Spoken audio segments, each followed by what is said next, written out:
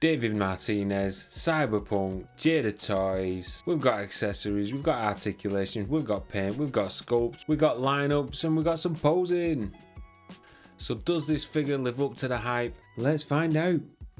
What is a figure without the right accessories? David comes with the following. He's got a shooting hand, the grip in hand, he's got the gun, he's got the extra head, it's the action head, and he's got that arm cannon. Jada have got a great track record of giving us accessories that match that figure's characteristics and just enhances it. David rocks that arm cannon, but be careful because, you know, I popped that little bit out and it had me looking for it for about a week. It's only tiny.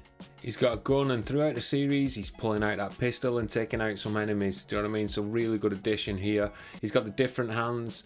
For the different hands I feel like we've got the right balance. He's got that fight mode, so he's got the fisticuffs, and then he's got that expressive mode, so he's got the, you know, we can hold the gun and have one hand on the cannon, do you know what I mean? But you can also double that as an expressive hand when he's jumping and things. He's got that chain with the crucifix. I gotta be honest, I would rather have had what they did for DJ and the Street Fighter figures with that sort of chain. I definitely give up on doubling this over because I couldn't get it to sit right on the doubled over chain. So he's looking single banded all the way through this, which I think looks fine.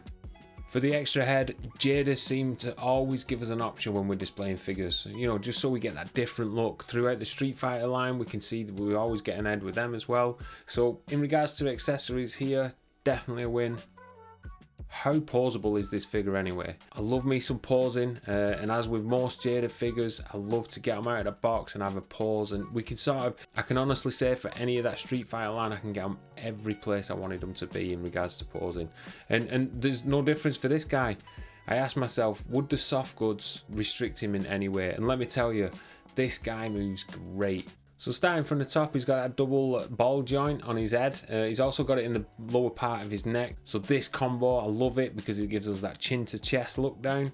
And for looking up, he can always get plenty enough looking up. So he gets that bent down power pose right, and he gets that sprinter pose as well. What I love about the Jada toys is they bring that double ball joint on the diaphragm and the hips that gives us all the goodness we found in the Street Fighter figures. So, you know, for anime figures, we want to get them in all the crazy expressive poses, and the butterfly shoulders allow us to do that as well. In regards to the legs, we have a swivel at the thigh, though we can't see it, it's under the jeans. We've got the forward for his legs that goes about 90, but because he's got a really good, decent backswing, when we're doing sort of kicks, we can sort of, it allows us to accentuate that a little bit more. So the backswing of his leg, it gives us that more flexibility in that front kick. He can do the full splits, which is ace. Again, helps with those dynamic poses, especially crouching down. And down to the boot swivel, again, adds to that awesomeness for articulation for this figure, followed up with the ankle disc and the rocker. For me, this articulation scheme for this figure is perfect. Absolute win.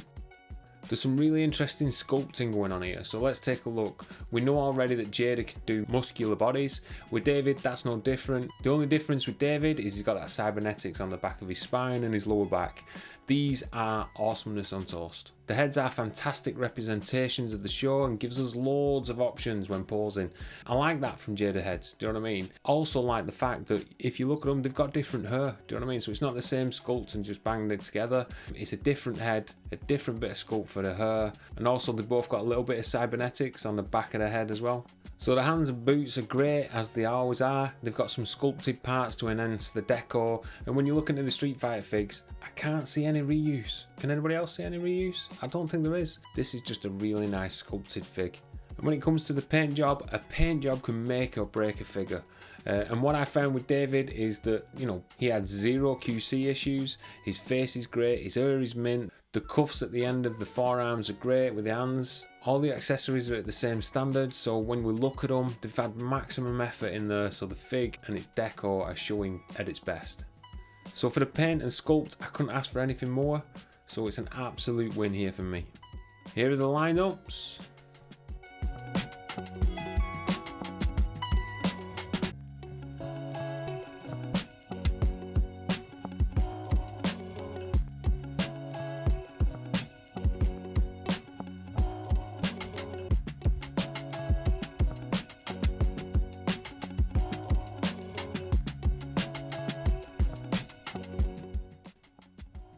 This is that portion of the video where we just have a play and have a pause to some music, so turn it up, let's go.